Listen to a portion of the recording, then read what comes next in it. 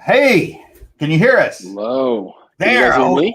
Man, I owe you $5. I didn't think you actually could get caught in. I told you you'd be here. We've talked about doing something before, and it just never works out. So glad you could be here, Kyle. I love following your tweets. Someone's good. Thank you. You have your good days. And we both big fans of Fanboys. As you can imagine, it felt like our life come to the big screen. Thank you. Yeah, that's it was a passion project. I'm still really proud of it. I think everyone that's worked on it's really proud of it. Hopefully one day we get to do more Fanboys related stuff, maybe sequel, maybe a series. It's always I'd like to see where they're at today. That'd be kind of cool. I would kind of see what their take is on the new stuff. Yeah, think about it. So much has changed since 1988 when that movie was set. The way fandom has exploded. It was really just Trek, Wars, and maybe some crummy Babylon 5. Now it's like Marvel. Everything's had a renaissance. Harry Potter, Lord of the Rings. It's just an explosion of comic book movies, sci-fi. They would have opinions on Avatar. Oh yeah, they would have. There's a lot of fertile ground there. They wouldn't watch the Fast series. Yeah, see, they're like me. Haven't seen one. Yeah, they wouldn't touch that crap. No, they would be like, They would definitely have commentary on like the manufactured franchises, like the Divergence and the Hunger Games and all those fake franchises that came and went. And I can see one no of them. No one's going to Twilight Con anymore. You know what I mean? No, exactly. Yeah. And I can see one of them at least having a YouTube channel complaining about every new Star Wars that comes out or every new Marvel movie. I can see that. There's one franchise to rule them all, and it's called Star Wars. There you go. That's true. So, how was it working with Harvey Weinstein? I heard he wasn't fun for you to work with. That's why I was just. Here's the want him to leave. He was. I'll be honest. He was actually the entire time. Look, he's a powerful, overbearing person to a lot of people. He's done a lot of things. I don't know all the details, but a lot of not good things. But working with him, he was fine to a degree. I mean, he said, "Look, I'm going to change your movie. I'm going to cut it. You did what you promised. Let me do this." We never yelled at each other. He wasn't verbally demeaning. He always was like, "I just want to see if I can make this thing even more commercial." And then he messed up and he apologized and he said, "You know what? I effed up. I'm not going to do comedies anymore." And he let me go fix it. That's great. See, that's what I like to hear. I mean, I heard all about but he did say, "You only have 36 hours and you have to do it from my cut." So it was a game. You know what I mean? It wasn't like, "You're right, go back to your cut." It was definitely a game. But like I said, he was never verbally abusive. He was never bad in any way like that. It's sad to hear what other people have gone through with him. Yes, it was sad watching them try to mess up the movie, recut it, rethink something that was great on paper and was executed pretty solidly. We were proud of. So it was hard to let them do it. But you know what? At the end of the day, you make a movie, they own it. Yeah, that's true. That's true. That's what I remember mostly was him trying to take out the cancer scene stuff and all that. So I remember there was a big uproar online about You know what he did? He went to Judd Apatow, who's very hot in comedy, and he's like, "What would you change?" And he's like, "Oh, cancer's not funny. Take that out." Right? Yeah. Judd Apatow's next movie was about cancer. It was with Adam Sandler. Meeting with cancer. And it was really so he could clear the field of comedies with cancer. It had nothing to do with, and Harvey wanted to just go to the king of comedy at the time and say, "Well, Judd Apatow says it, So he just listened to whoever he paid money. It's like the whole heart of the movie. Yeah, I can't imagine. Yeah, it's like, what's the point of the movie otherwise? They tried to cut where it was like Linus was joking. He's like, "Psych, it was a joke just to get you guys to go on the trip." And everyone's like, could you imagine? Like, oh God, that'd be horrible. Yeah, they just really wanted to see a movie so bad that they made up the thing they had. That would have been awful. You couldn't listen to those guys. That's worse. Yeah, to lie about it. Worse. Yeah. But that's what I think. It's what I fondly remember about it. I'm glad you were able to get through that process and still come out with a movie that you were happy with and proud of, and that still had the heart to it. Because I think if you cut the heart out of that movie, it just doesn't play as well. I mean, it can be funny it can be funny all day long, but if you don't have the heart, people aren't going to remember it fondly for years and years. Yeah, it really wasn't even about Star Wars. It was about friends coming together and doing something for a friend who's dying. You could plug anything into that. And if that works, that's the emotional core, that's the driving factor, then it'll work. So to cut that out would have been just, it's like removing the soul, the purpose. Right. Absolutely. Definitely. I think they realized that. They tried to cut it out. They screened it. It tanked. And they're like, oh, shit, Kyle's right. Well, I'm happy they went back to you and said fix it rather than just be like, throw it on a shelf and forget about it forever. Yeah, thank God. So I know that's happened with others. People still like come up and say how much they love it. I was at New York Comic Con. People loved it. People send me photos, of their characters. I'm Hutch. How do you like my Hutch costume? There's always people, talking about how much they enjoyed Fanboys. Well, like I was telling him, you capture that late 90s, early prequel era fan base really well. Thank you. Thank you.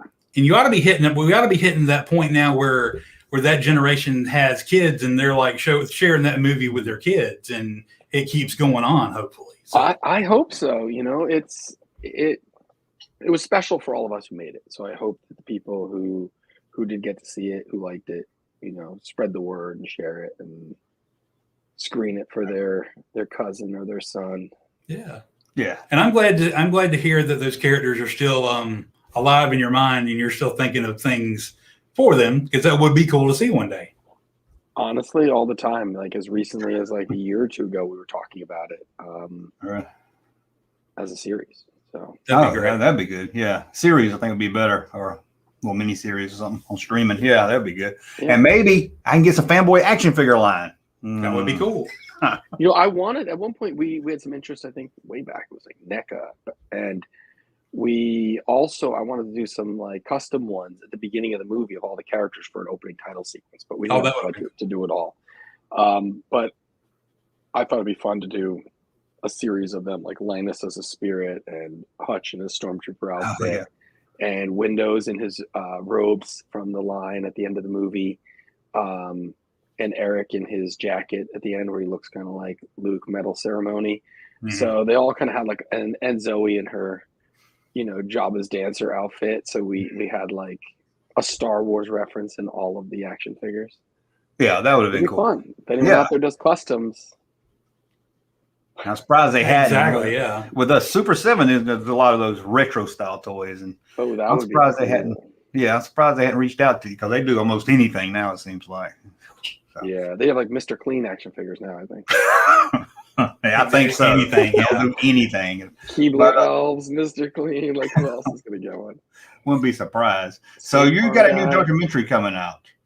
Yes. Star Wars Holiday Special. Which I'm glad someone's finally disturbance in the Force. It needs to be talked about. Yeah. And I see I saw the trailer. You got a lot of people. You got Kevin Smith's in some interviews with him, and is Bruce Willis? I know he wrote it. Did you talk to him? Bruce, yes, we interviewed Bruce. We interviewed the two directors because one of them got fired. We interview the other writer. We interview Lucasfilm liaisons, 20th Century Fox executives, costume designers. Set decorators, dancers, the guy who played Walrus Man, everybody that's around and with us is interviewed in this thing.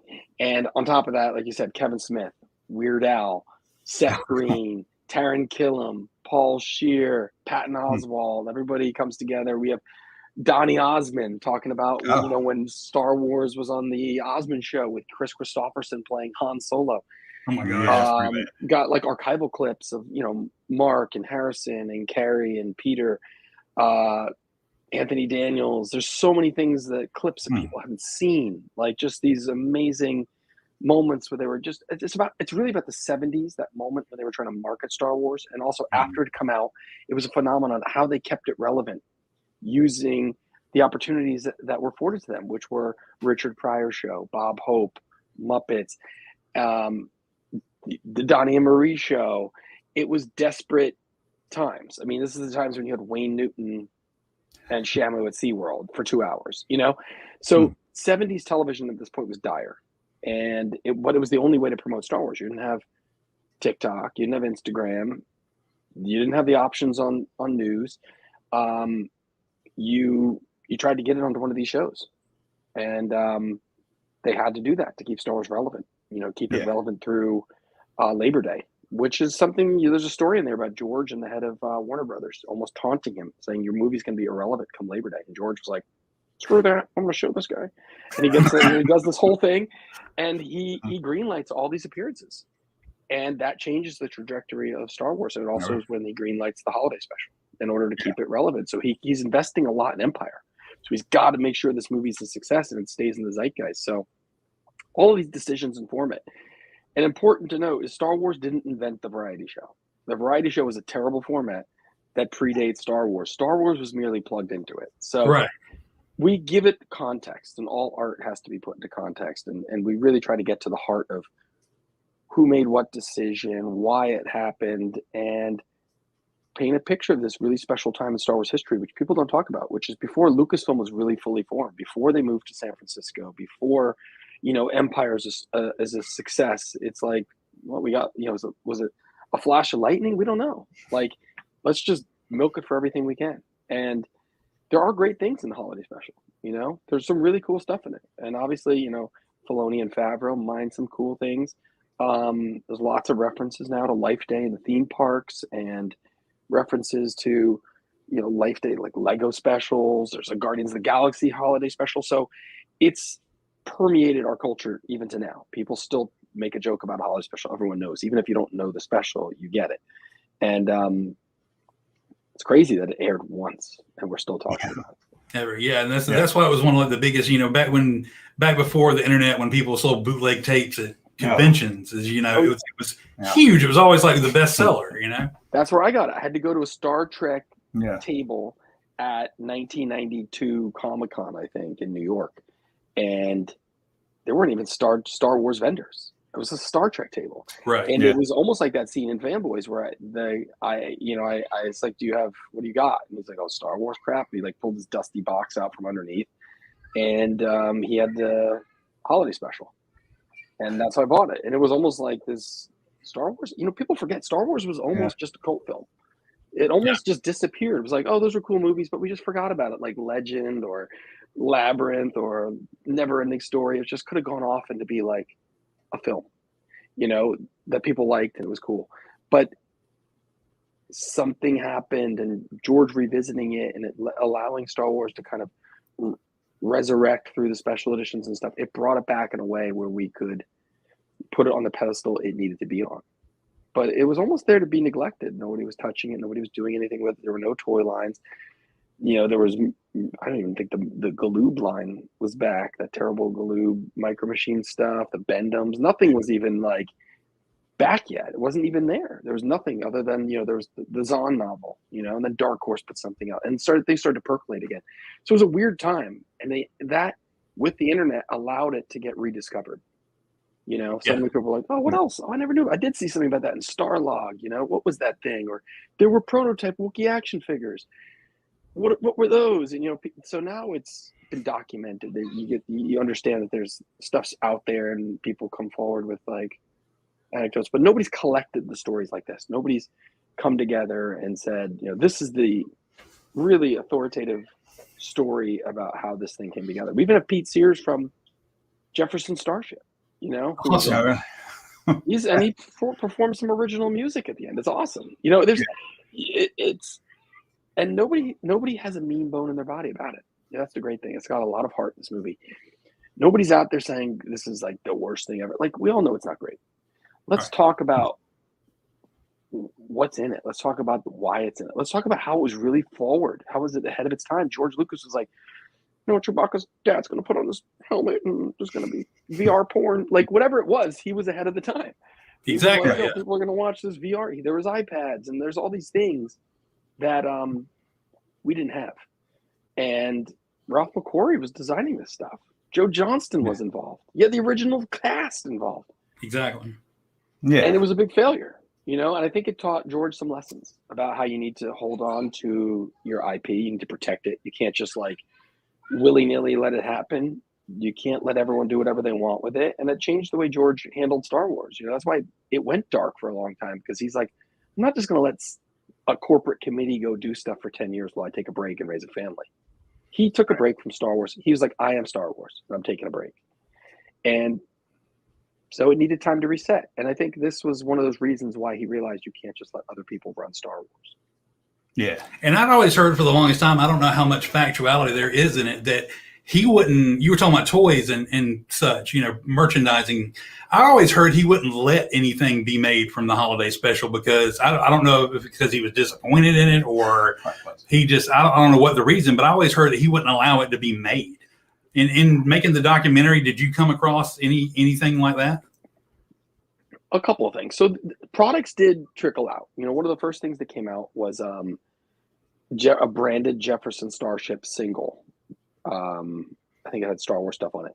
There was a Wookiee storybook that came out.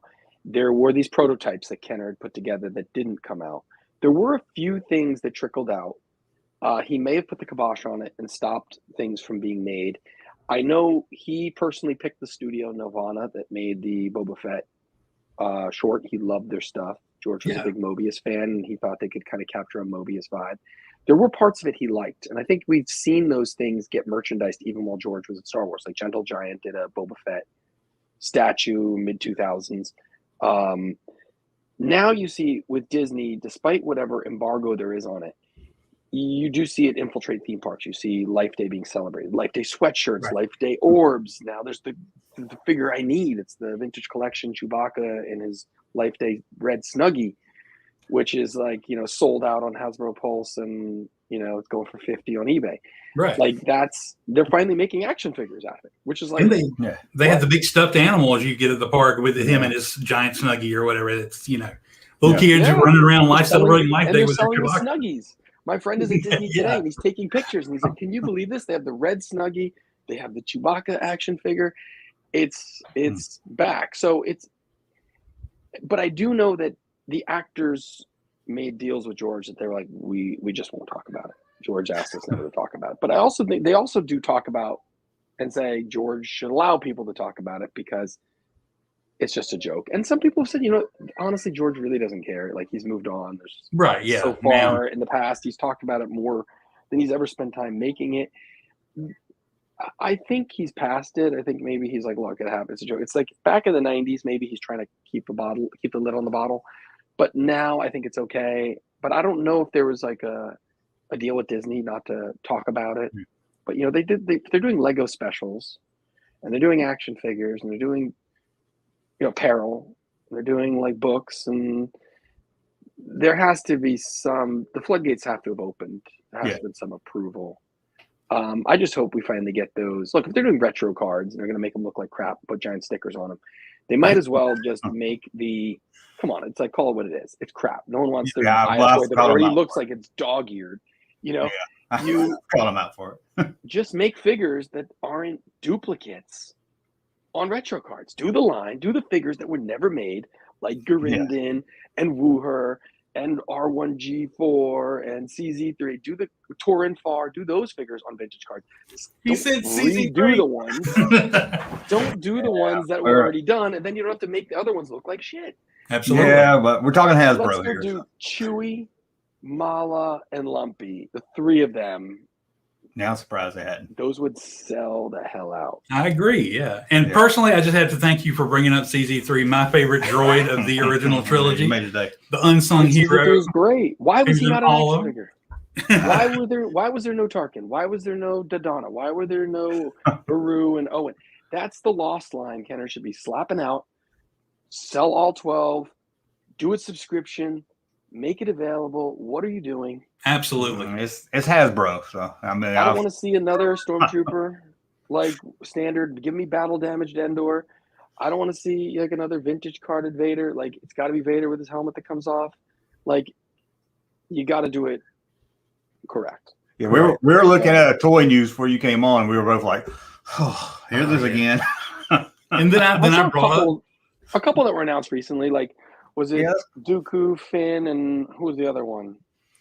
Were just announced. We saw the original Clone Trooper. Yeah, Clone Trooper, and Mace. See, Yeah. I am evangelical in my despise of the Black Series, which was designed as a 3 3/4 inch classic carded killer. Yeah. They're like, we can make 4 times the money with just 10% more quality and kill this little action figure line, but it's endured. That is the most iconic product ever. Most iconic toy product ever. Yeah. You have companies like Reaction. Everyone's trying to still 50 years later still cop the look. And definitely. Yeah. Absolutely. The sculpt and the size. It's the most iconic thing. You could talk about like a Coke bottle or whatever, but like vintage carded, seeing that even that Life Day Chewbacca on the classic Star Wars logo 12 back, it's like even the card art. It would be amazing. Yeah. Yeah. So people can keep all their Legos and their Black Series. It's all about freaking vintage carded. I know you don't got much time, so how do they see this documentary? Okay, so the documentary, there's going to be more specific news coming out really soon, but let's just say December, you're home. After Thanksgiving sometime. You have some friends over, you love Star Wars, you're going to be able to press a button on your TV and probably get it on your Apple or wherever you buy your movies or rent your movies prior to Christmas. I'm very excited. You're going to be able to celebrate Star Wars Christmas correctly. No, absolutely. I saw you had some theaters showing it, and yes, there was nowhere near me showing it, and I was upset. So, well, they're adding a couple more. Prior to that, they're showing it at the Alamo Draft House, which has locations, Chicago, LA, like all over. I think it's 10 different cities. They're going to be showing it on select nights. It's playing at Dock NYC if you're in the New York area. It's going to be coming, I think, to Yonkers and Staten Island. There's some screenings coming, maybe one in New Jersey we're going to talk about, but there's definitely a screening coming up in London, which is going to be its European premiere. And even if you've seen this movie at one of the festivals it was at South by. It's been doing really well critically, which we're thankful for. It's a very simple, straightforward movie. It's not reinventing the wheel. It's just all about the people and their stories and the heart, and it's really straightforward. And that's, I think, the charm of it. But I think we're 100% on Rotten Tomatoes still, which is great. So we screened it at festivals, and we then got to go sit with Steve Sansweet, Gus Lopez, Patton Oswalt, and some others. And so took a few minutes out and added 10 minutes more into it. That really completes the experience. So this is the version no one's seen before, even if you've seen it or think you've seen it. Obviously, it's tricky when you're making a trailer for a movie like this because you can't use the footage from the show in the marketing. You can use it in the movie as fair use. It's part of history. But you can't then market and sell a product using other people's footage. So the trailer can't show the holiday special. So it makes it tricky while you're trying to put together marketing material. But I promise you will like this movie. It's fun. It's funny. You will learn something. It goes by like a breeze. It's like 90 minutes. And I am involved in this movie. I'm very proud of it. Every time I watch it, I am laughing hard because there is just some outlandish, crazy stuff. And it's just all put through a filter of fun. And no one in this movie is mean. No one's like, oh, this thing sucks. What the hell were people thinking? George is a goddamn. Everyone brings some nuance to discussions. Like, this is what was happening here. His eyes were here. He tried to undo it. He tried to say, do we have to do it? Like, you really get a 360-degree view, a complete picture of what it was like back then. You're running Star Wars. You've got a hit. The opportunities present themselves. What are you going to say? Like, no, I don't want to market my movie. And when it gets out of control, he really tries to stop it. And they won't let him, And I think it broke his heart to see this thing he made get mishandled by people when he can't be there. Yeah. So George is definitely he's not really at fault, Right. But he did get the ball rolling, and he did probably start the treatments, and these were his ideas to do it around a Wookiee family, and he thought there'd be like a Hobbit family, and so it's his world that was just not done right. It's like you said. I'm sure he had his eyes set on Empire, and he's like, whatever coal we need to add to the fire to keep the engine going. Totally. You know, let's do He's it. setting up a company. He's moving them up the coast. He's working on Empire, trying to bring on a director. He's doing all these things at the same time, and he's investing his own money. Right. An Empire. He's got to like get this right. And someone else is like, all right, we're going to pay all this money. CBS. Okay, CBS, I trust them. They're a big network, and we've got all these old TV stars. It's on autopilot because I don't have the bandwidth to do it. And that's where, you know, things got into trouble. He had Smith and Hemian. They were like, they'd just done the Bing Crosby, David Bowie special. Like, they're trusted names, like really big. Ken and Mitzi Welsh were big names in variety and songwriting. He's like, okay, we're in okay hands. It's coming to London. So November 16th, if you're in London, it's coming to the Prince Charles Cinema. Cool. So all you Star Wars fans over there, if you're 501st or whatever, roll in with some gear. That's cool. I'm hoping to be at that one. If you're in LA, we're doing this screening, and Seth Green and Paul Scheer will be doing the Q&A with me there. I'm just very proud of the directors, Steve Kozak and Jeremy Kuhn. It was their idea. They put this thing together. Yeah. They knew where all these old TV luminaries were, all these people that worked on it. You know, there was a lot of research to get all these people in front of the camera. I helped bring a lot of the Hollywood, you know, celeb people to come add their, you know, their context to it, how they experienced it, what it meant to them. You know, Kevin Smith and all these people that experienced it when it aired. Hearing those like boots on the ground views of people that like turned on the TV that night and had their life ruined potentially when I watched this thing, like, what am I watching? Yeah. You know, did you see it? Did you watch it? The special? Yeah, when you were little. Yeah. No, you know what? I was trying to. You may be younger than we are, so I was born in '76. So when this came out, okay, no, you're right at us then. But I remember it was coming, and I'm trying to think if I saw part of it, but I was really tired. I think we had an event at like an aunt or uncle's, and we got home and I missed it. I think I was angry, but I saw some of it, and then I fell asleep because it was like 10 at night. I was like exhausted, and then I was like, "Why didn't you wake me up?" You know, and I didn't see it again for like 15, 18 years. And then they never showed it again. You're probably thinking, I'll see it next year. They'll run it every year. Oh, it's like never again, you know. You know?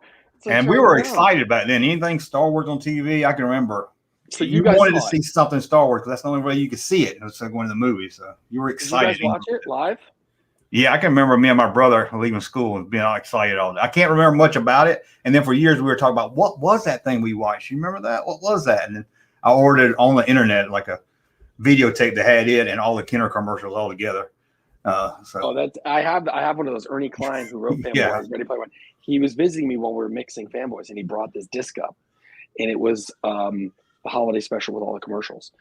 And so we're staying up at the ranch. There's not much to do. You're like 45 minutes outside of San Francisco, and George Lucas's kids came over to hang out. And so we're like, oh, well, we're gonna watch this stuff. We're gonna watch the Star Wars holiday special. I'm like, what? And like, yeah, the holiday special. Your dad made a holiday special, and they're like, no, he didn't. They didn't even know, man. Even the kids didn't know. Wow. We're like, oh my God, you got to see this. So we put it on, and they were like, what is this? Dad didn't make it. It was like, they probably called him. I've been showing them Diane Carroll and Chewbacca's dad watching porn in the living room. It was like, there's no way. This is not real. This is not real. You know, it was kind of mind blowing. I think he was upset I showed his kids. Dad, we're being elaborately pranked. There's a Star Wars special with a golden girl in it. I don't know what's going on right now. He's gone that long without telling them about it. So you're probably like, man. So I will say this. Like, if you've never seen it, don't watch it between now and the release of this movie. This is probably the best first way to watch it.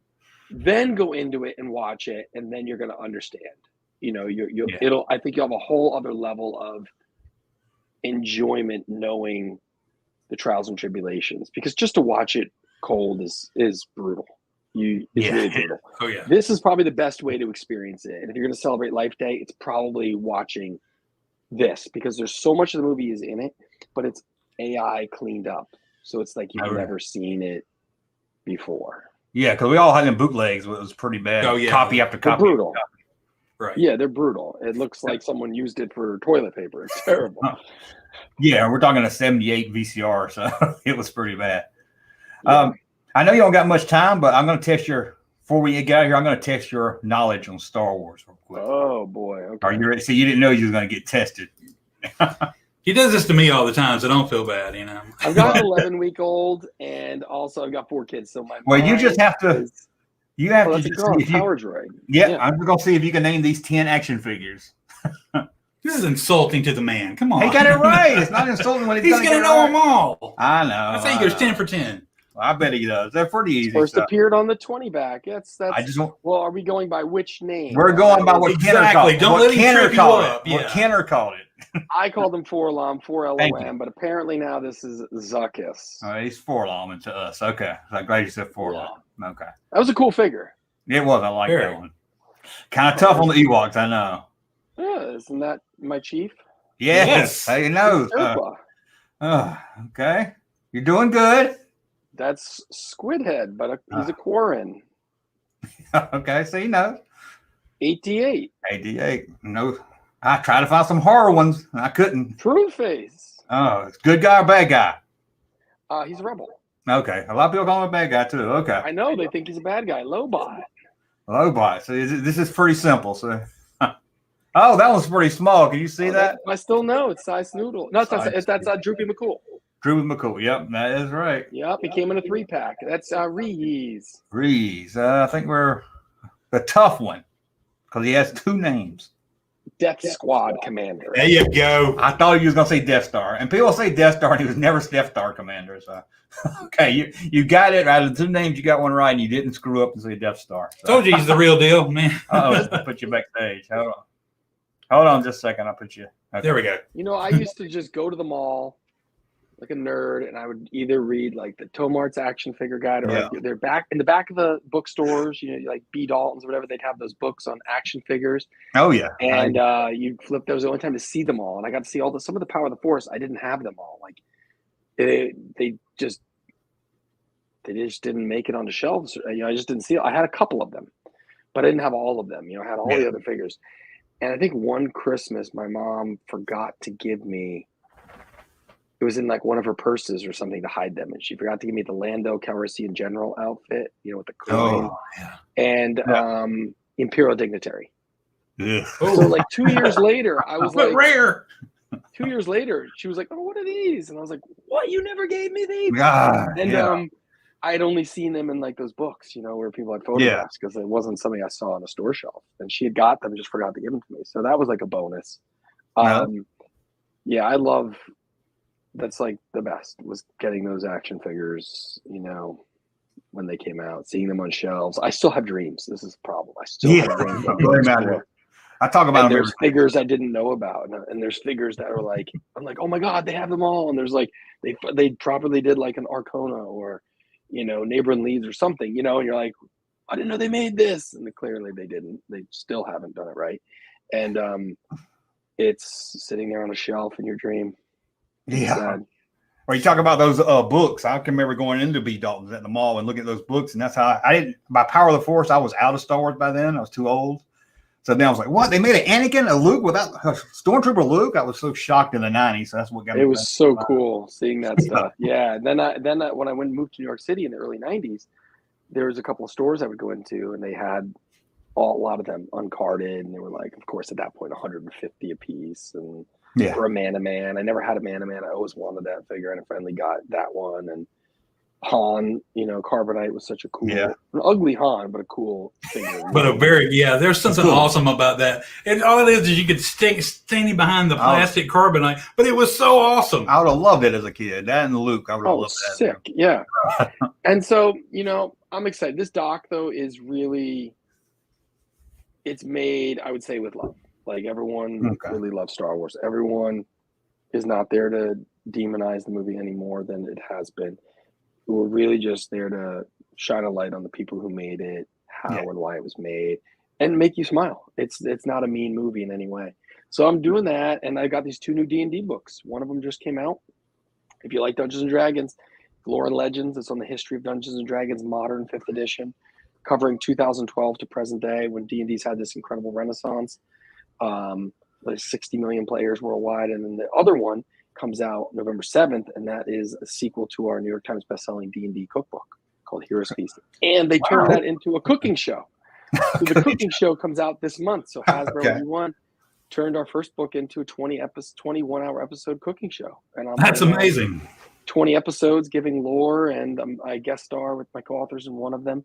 And it's awesome. It's just great to see something you made get turned into a show. And you know, it's phenomenal that this book, people are having this great reaction to the book, and hopefully people love the sequels to these two. So I'm definitely doing some cool stuff with D&D, and hopefully in the future they finally let me do some stuff with Star Wars. Hopefully, I mean, you got the passion. That's why they need somebody with a passion with Star Wars. You need somebody that's watched this stuff before. Yeah, exactly. I mean, I think Favreau's probably done pretty good, but he's pretty good. But you know, like he knows it. It's like, come on, like the conceit of the show is based on something that happened on screen in the movie that they forgot happened. You know, that Obi-Wan doesn't know that Anakin's Darth Vader, and it literally happens on screen in Revenge of the Sith. You're like, did you watch the film before you went and made a series? Yeah. It's kind of mind-boggling, you know. It really is. Yeah. So it's people. If you're signing up to do Star Wars, it's not a job.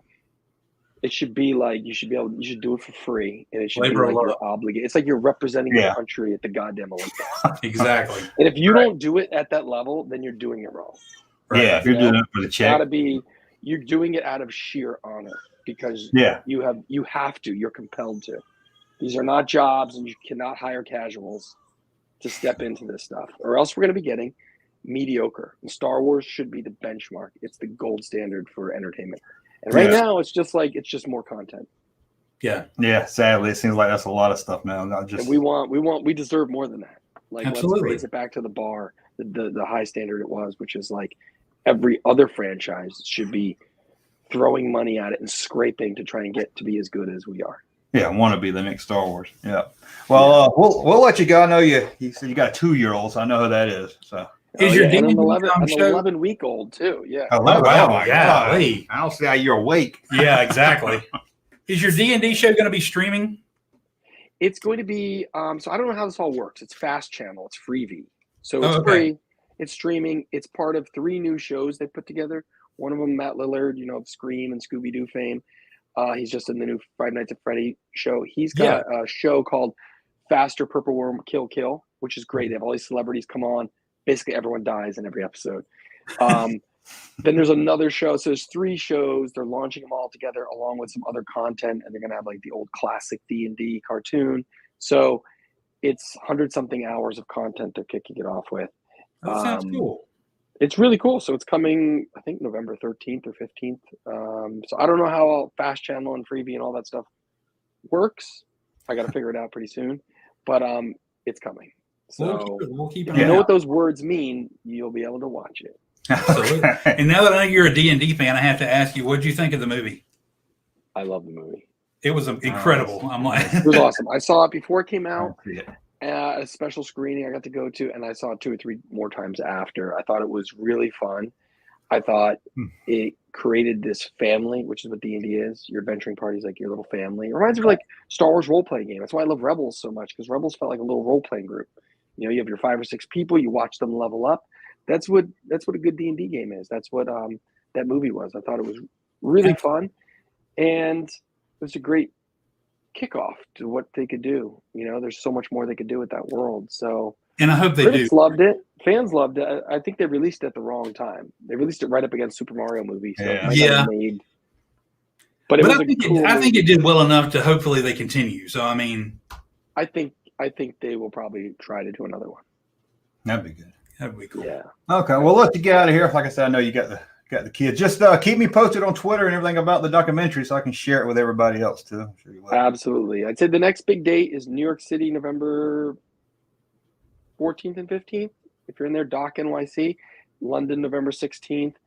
And then it's on our website, Disturbance in the Force. There's a lot of dates of all the Alamo screenings. But like if there's an Alamo near you, go tell the owner you want to, they'll put it up. You know, if you're like, I'll come in with my Rebel Legion or my 501st or fan group or whatever, they'll probably put it on. You know, they just don't know Like, oh, okay, if fans want it, we'll do it. Yeah. So, otherwise, look for it early December on your VOD. We will get the word Looking out. forward to it. Well, Okay. I'll give you guys some more details, but thank you so much. Okay. Well, thanks for coming on. Thanks for making the Short time. notice. Thank you. Of course. Thank you. Thanks.